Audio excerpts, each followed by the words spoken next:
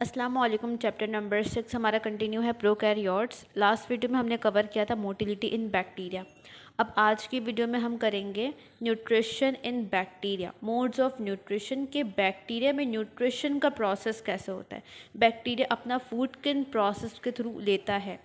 ठीक है, अब बैक्टीरिया क्योंकि एक डाइवर्स ग्रुप है, इसमें कई तरह के बैक्टीरिया आते हैं, तो यहाँ पर मोड ऑफ न्यूट्रिशन डिफरेंट है।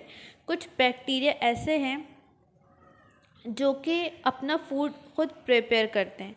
कुछ बैक्टीरिया ऐसे हैं जो कुछ केमिकल्स को यूज़ करते हैं एनर्जी हासिल करने के लिए। कुछ बैक्टीरिया ऐसे हैं जो डेड मैटर को यूज़ करते हैं अपना न्यूट्रिशन लेने के लिए। कुछ ऐसे हैं जो म्यूचुअल रिलेशनशिप बनाते हैं। कुछ ऐसे हैं जो कि पैरासाइट हैं। तो यहाँ पर हम देखेंगे कि बैक्टीरिया में mode of nutrition different types की है। अच्छा, अब हमने पढ़ना किस तरह से है, जितने भी मोड्स हैं न्यूट्रिशन के, इसे हम दो कैटेगरी में डिवाइड करते हैं, ऑटोट्रॉफिक और हीटरोट्रॉफिक। ठीक है, ऑटोट्रॉफिक बैक्टीरिया ऐसे बैक्टीरिया होंगे जो अपना फूड मटेरियल खुद से प्रिपेयर कर सकते हैं। ठीक है, ये बैक्टीरिया अपना फूड मटेरियल खुद से प्रिपेयर करेगा। दूसरी ये हीटरोट्रॉफिक बैक्टीरिया। हीटरोट्रॉफिक बैक्टीरिया ऐसे हैं जो अपना फूड खुद सिंथेसाइज नहीं कर सकते, बल्कि वो दूसरे लिविंग थिंग्स पर डिपेंड करते हैं अपने न्यूट्रिशन के लिए। तो इस तरह से हमने बैक्टीरिया को दो कैटेगरी में डिवाइड कर लिया, ऑटोट्रॉफिक बैक्टीरिया और हीटरोट्रॉफिक बैक्टीरिया। ठीक है, अब ऑटोट्रॉफिक की मज़ीद दो कैटेगरीज हैं, फोटो ऑटोट्रॉफिक और कीमो ऑटोट्रॉफिक। फोटो ऑटोट्रॉफिक ऐसे बैक्टीरिया होंगे जो सनलाइट की मदद से अपना फूड बनाएंगे, फोटो। ठीक है, कीमो ऑटोट्रॉफिक में ऐसे बैक्टीरिया आएंगे जो कुछ केमिकल्स को यूज़ करेंगे अपना फूड बनाने के लिए, एनर्जी बनाने के लिए। तो ऑटोट्रॉफिक की मज़ीद दो सब कैटेगरीज़ हैं, फोटो ऑटोट्रॉफिक और कीमो ऑटोट्रॉफिक। अब कीमो ऑटोट्रॉफिक में जो केमिकल्स यूज़ हो रहे हैं उनकी बेस पर हमने कीमो ऑटोट्रॉफिक बैक्टीरिया को मज़ीद कैटेगरीज़ में डिवाइड कर दिया है। जैसे कि सल्फ़र बैक्टीरिया, ये वो बैक्टीरिया होगा जो सल्फ़र को यूज़ करेगा।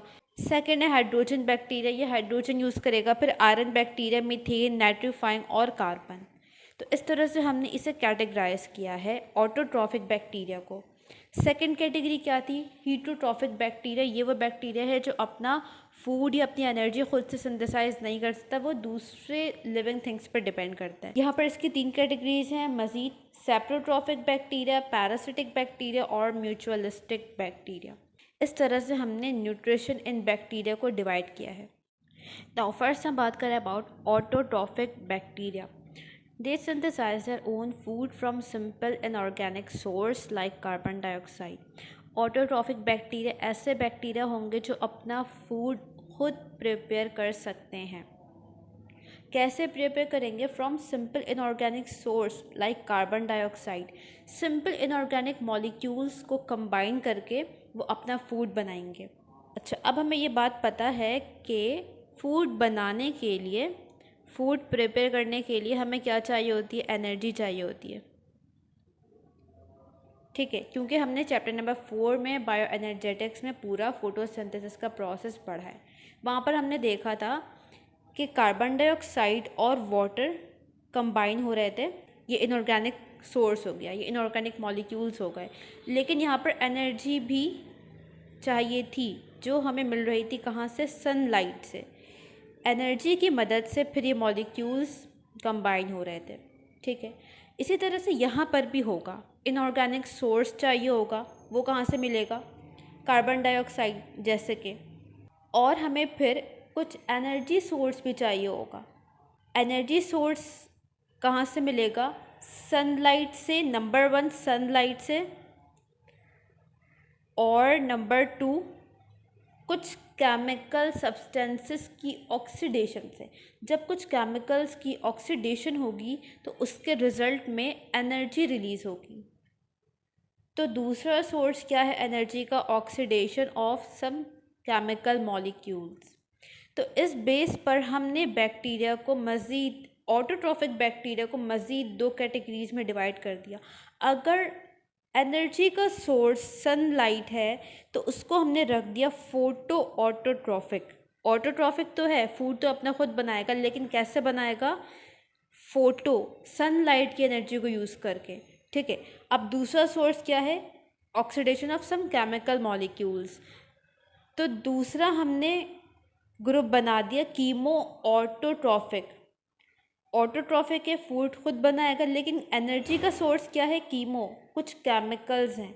तो कीमो ऑटोट्रॉफिक बैक्टीरिया, इस तरह से एनर्जी के सोर्स की बेस पे हमने ऑटोट्रॉफिक बैक्टीरिया को मज़ीद 2 कैटेगरीज में डिवाइड कर दिया, फोटो और कीमो।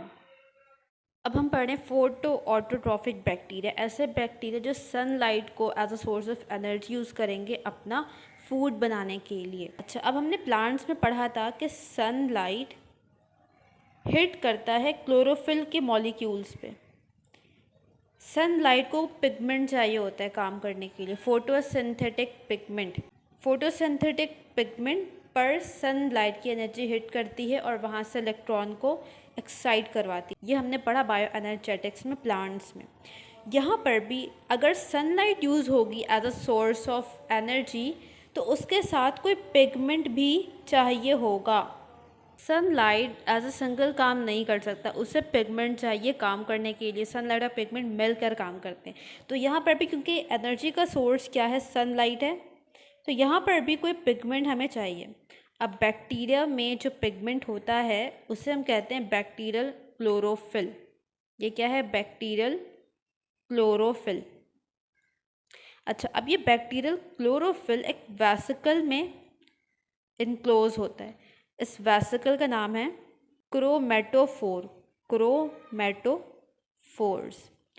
प्लांट्स में हमने क्या पढ़ा था कि क्लोरोप्लास्ट में क्लोरोफिल होता है, बैक्टीरिया में क्या है, क्रोमेटोफोर में बैक्टीरियल क्लोरोफिल होगा।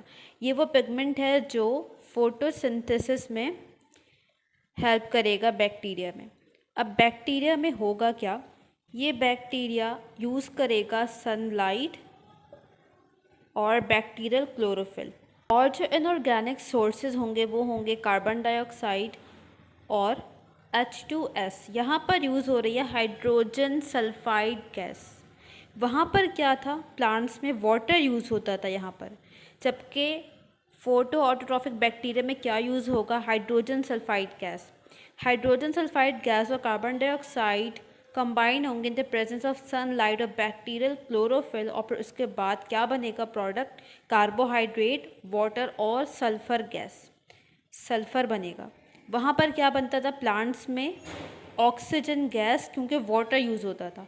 यहाँ पर क्या यूज़ हो रहा है, हाइड्रोजन सल्फाइड, जिसकी वजह से यहाँ पर सल्फ़र बन रहा है, सल्फ़र गैस बन रही है। इन बैक्टीरिया के एग्जाम्पल में आता है सल्फ़र बैक्टीरिया। इन बैक्टीरिया को हम कहते हैं सल्फ़र बैक्टीरिया क्योंकि ये सल्फ़र गैस प्रोड्यूस करते हैं। नेक्स्ट हम बात करें अबाउट कीमो ऑटोट्रॉफिक बैक्टीरिया। ये वो बैक्टीरिया होंगे जो एनर्जी ऑब्टेन करेंगे by oxidation of some chemical molecules, ठीक है। यहाँ पर सनलाइट यूज़ नहीं होगी। अब अगर सनलाइट नहीं है तो ये बताओ कि यहाँ पर किसी बैक्टीरियल पिगमेंट की नीड है, नहीं है, क्योंकि जब सनलाइट होगी तभी बैक्टीरियल पिगमेंट चाहिए। सनलाइट यहाँ पर रोल प्ले नहीं कर रही, सनलाइट नहीं चाहिए, तो इसी वजह से किसी बैक्टीरियल पिगमेंट की नीड भी नहीं है। तो इन chemoautotrophic bacteria sunlight use नहीं होगी, कोई बैक्टीरियल पिगमेंट यूज़ नहीं होगा एनर्जी के लिए। तो फिर एनर्जी कहाँ से आएगी, ऑक्सीडेशन ऑफ सम केमिकल्स। अब केमिकल से कैसे एनर्जी आ रही है, देखो जब भी हम किसी कंपाउंड की ऑक्सीडेशन करवाएंगे तो होगा क्या, कुछ बॉन्ड्स ब्रेक होंगे। जब बॉन्ड्स ब्रेक होते हैं तो क्या रिलीज़ होती है, एनर्जी रिलीज़ होती है। इस तरह से सेल को एनर्जी मिलेगी। ये एनर्जी फिर यूज़ होगी सेल के डिफरेंट प्रोसेस में, बैक्टीरियल सेल के डिफरेंट सेलुलर मेटाबॉलिज्म में, प्रोसेस में। अब कीमो ऑटोट्रॉफिक की भी मज़ीद टाइप्स हैं, किस बेसिस पर कि बैक्टीरिया किस तरह के केमिकल मॉलिक्यूल्स को यूज़ कर रहा है। कुछ बैक्टीरिया ऐसे हैं जो सल्फ़र यूज़ करते हैं एनर्जी हासिल करने के लिए, सल्फ़र की ऑक्सीडेशन करवाता है। उन बैक्टीरिया को हम कहते हैं सल्फ़र बैक्टीरिया। होगा क्या, सल्फ़र की ऑक्सीडेशन होगी, वाटर भी यहाँ पर यूज़ होगा, जिसके रिज़ल्ट में वाटर फॉर्म होगा अगेन, और सल्फ़र, और साथ में एनर्जी, क्योंकि बॉन्ड्स ब्रेक होंगे तो रिलीज़ होगी एनर्जी। ये एनर्जी फिर यूज़ होगी सेलुलर प्रोसेस में। ये बैक्टीरिया होगा सल्फ़र बैक्टीरिया। दूसरे बैक्टीरिया है हाइड्रोजन बैक्टीरिया। ये वो बैक्टीरिया है जो हाइड्रोजन को यूज़ करेगा एनर्जी हासिल करने के लिए। हाइड्रोजन की ऑक्सीडेशन होगी, ठीक है। हाइड्रोजन है और ये ऑक्सीजन हो गया। ऑक्सीजन से रिएक्शन हो रहा है, इसका मतलब है ऑक्सीडेशन हो रही है, ठीक है। इसके रिजल्ट में क्या बनेगा, वाटर, और क्या रिलीज़ होगी, एनर्जी। इसके बाद है आयरन बैक्टीरिया। ये बैक्टीरिया आयरन की ऑक्सीडेशन से एनर्जी हासिल करेगा। अच्छा, अब आयरन हमें फ्री स्टेट में नहीं मिलता, आयरन ऐसे नहीं मिलेगा। आयरन हमेशा मिलेगा कंपाउंड्स की फॉर्म में, ठीक है। आयरन कभी ऑक्सीजन के साथ लगा हुआ होगा, कभी दूसरे एलिमेंट्स के साथ अटैच होगा, फ्री स्टेट में नहीं मिलेगा। तो यहाँ पर भी जो ऑक्सीडेशन होगी वो फ्री आयरन की नहीं हो सकती। हमें क्या लेना होगा, कंपाउंड लेना होगा, FeCO3। वाटर के प्रेजेंस में इसकी हो रही है ऑक्सीडेशन। ऑक्सीडेशन होगी तो इसके रिजल्ट में कंपाउंड बनेगा कार्बन डाइऑक्साइड और एनर्जी। अच्छा, अब यहाँ पर बुक में लिखा हुआ है कि जब ऑक्सीडेशन हुई तो आयरन चेंज हो गया फेरस से फेरिक में। फेरस मीन्स आयरन पर +2 चार्ज है, फेरिक मतलब आयरन पर +3 चार्ज है। डिफरेंस क्या हुआ, इस स्टेट में एक इलेक्ट्रॉन रिमूव हो चुका है, फेरिक स्टेट में एक और इलेक्ट्रॉन रिमूव हो चुका है। यहाँ पर 2 इलेक्ट्रॉन्स कम है, यहाँ पर 3 इलेक्ट्रॉन्स कम है। तो इलेक्ट्रॉन का रिमूवल भी क्या कहलाता है, ऑक्सीडेशन कहलाता है। तो इस तरह से यहाँ पर ऑक्सीडेशन हो रही है। फेरस से आयरन किस में कन्वर्ट हो रहा है, फेरिक स्टेट में। इसके साथ ही बुक में एग्जाम्पल्स गिवन है। पहले हम देखते हैं सल्फर बैक्टीरिया की एग्जाम्पल, थायोबैसिलस डिनाइट्रीफिकेंस। ये है सल्फ़र की एग्जाम्पल। हाइड्रोजन बैक्टीरिया की एग्जाम्पल में है हाइड्रोजिनोमोनास और सूडोमोनास। आयरन बैक्टीरिया की एग्जाम्पल में है थायोबैसिलस और फेरोबैसिलस। ये एग्जाम्पल्स हमने देख ली। इसके बाद 4th ग्रुप है मीथेन बैक्टीरिया। नाम से पता चल रहा है ये बैक्टीरिया किसको यूज़ करेगा, मीथेन की ऑक्सीडेशन होगी। CH4 मीथेन है प्लस ऑक्सीजन, ऑक्सीडेशन हो रही है, क्या बनेगा, carbon dioxide plus water plus energy. इसके बाद है नाइट्रोजन बैक्टीरिया। ये किसको यूज़ करेगा, ये यूज़ करेगा नाइट्रोजन कंपाउंड्स को, NO2 प्लस ऑक्सीजन, ऑक्सीडेशन करवाएगा। रिजल्टेंट प्रोडक्ट क्या बनेगा, NO3 और साथ में एनर्जी। 6 कैटेगरी है कार्बन बैक्टीरिया, यूज़ करेगा कार्बन मोनोऑक्साइड गैस को, इसकी ऑक्सीडेशन करवाएगा। जब कार्बन मोनोऑक्साइड की ऑक्सीडेशन होती है, इसके रिजल्ट में बनता है कार्बन डाइऑक्साइड और साथ में एनर्जी। अब इसकी एग्जांपल्स देख लेते हैं। मीथेन बैक्टीरिया की एग्जांपल में आता है मिथेनोकोकस। इसके बाद है नाइट्रोजन बैक्टीरिया की एग्जांपल में है नाइट्रोबैक्टर। नाइट्रोजन बैक्टीरिया हम पहले भी पढ़ चुके हैं इन क्लास 10 इन्वायरमेंट के चैप्टर में। जब हम पढ़ते हैं नाइट्रोजन साइकिल, वहाँ पर हम पढ़ते हैं नाइट्रोजन बैक्टीरिया कि वो कैसे इन्वायरमेंटल नाइट्रोजन को सॉइल में फिक्स करता है, जिसे हमने कहा था नाइट्रोजन फिक्सेशन। प्रोसेस का नाम था नाइट्रोजन फिक्सेशन। तो यही वो बैक्टीरिया है। इसके बाद है कार्बन बैक्टीरिया। इसके एग्जाम्पल में आता है बैसिलस ओलिगोकार्बोफिलस। यहाँ पर हमारा ऑटोट्रॉफिक बैक्टीरिया का ग्रुप कंप्लीट हो चुका है। अब नेक्स्ट हमने पढ़ना है हीटोट्रॉफिक बैक्टीरिया। अब हम बात कर रहे हैं हीटोट्रॉफिक बैक्टीरिया। ये ऐसे बैक्टीरिया हैं जो अपना फूड मटेरियल खुद से सिंथेसाइज नहीं कर सकते, can't synthesize their own food. तो ये क्या करेंगे, ये डिपेंड करेंगे किसी दूसरे ऑर्गेनिज्म पर, किसी दूसरे लिविंग ऑर्गेनिज्म पर डिपेंड करेंगे अपने न्यूट्रिशन के लिए, अपने फूड के लिए। इन बैक्टीरिया की न्यूट्रिशन में सनलाइट का कोई रोल नहीं है और ना ही इन बैक्टीरिया के पास फोटोसिंथेटिक पिगमेंट्स होंगे, क्योंकि ये अपना फूड खुद नहीं बना रहे। इसमें 3 कैटेगरीज हैं। फर्स्ट है सैप्रोट्रॉफिक बैक्टीरिया, सेकंड है पैरासिटिक, थर्ड है म्यूचुअलिस्टिक। फर्स्ट हमने बात करनी है अबाउट सैप्रोट्रॉफिक बैक्टीरिया। ये वो बैक्टीरिया है जो अपने फूड के लिए डिपेंड करता है डेड ऑर्गेनिजम्स पे। ये अपना फूड लेगा डेड ऑर्गेनिज्म से। ये जो डेड ऑर्गेनिजम्स होते हैं प्लांट्स या एनिमल, उनकी बॉडी पर रहता है। यहाँ पर ये कुछ एंजाइम्स सिक्रीट करता है। ये एंजाइम्स क्या करते हैं, इस डेड बॉडी में मौजूद जो कॉम्प्लेक्स ऑर्गेनिक मॉलिक्यूल्स हैं इनको सिंपल मॉलिक्यूल्स में कन्वर्ट करते हैं ये एंजाइम्स। और जब ये सिंपल मॉलिक्यूल्स में कन्वर्ट हो जाते हैं तो बैक्टीरिया इन मॉलिक्यूल्स को एब्जॉर्ब कर लेता है। तो इस तरह से ये बैक्टीरिया अपना फूड लेता है। इसके एग्जाम्पल में आता है एजोटोबैक्टर। इसके बाद है पैरासिटिक बैक्टीरिया। पैरासिटिक बैक्टीरिया ऐसे बैक्टीरिया है जो किसी दूसरे लिविंग थिंग की बॉडी के ऊपर या उसके अंदर मौजूद होते हैं और वहाँ से ये अपना फूड एब्जॉर्ब कर रहे होते हैं, अपना फूड ले रहे होते हैं।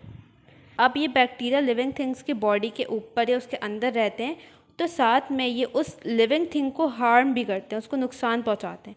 इसीलिए इन बैक्टीरिया को हम कहते हैं पैथोजेनिक बैक्टीरिया। ठीक है, पैथोजेनिक बैक्टीरिया, उनको ये हार्म करता है और उनमें डिजीज़ कॉज करता है। ये लिविंग थिंग प्लांट भी हो सकता है और एनिमल भी हो सकता है, दोनों में ये इसी तरह से डिजीज़ करवाएगा। इसके एग्जाम्पल में है विब्रियो कॉलरा जो कि कॉलरा डिजीज़ करवाता है। एक और एग्जांपल इसकी है डिप्लोकोकस नमूनिया जो कि नमूनिया डिजीज़ करवाता है, जो कि लंग का एक बैक्टीरियल इन्फेक्शन होता है। इसके बाद है म्यूचुअलिस्टिक बैक्टीरिया जिसे हम सिम्बायोटिक बैक्टीरिया भी कहते हैं। म्यूचुअलिस्टिक, यहाँ पर भी क्या होगा, बैक्टीरिया किसी दूसरे लिविंग थिंग के ऊपर रहेगा।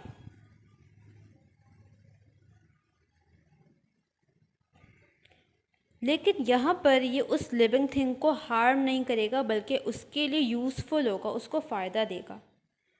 बैक्टीरिया किसी दूसरे लिविंग थिंग के ऊपर रह रहा है लेकिन उसको हार्म नहीं कर रहा बल्कि क्या कर रहा है, उसको फ़ायदा दे रहा है, उसके लिए यूज़फुल है, उसके लिए बेनिफिशियल है।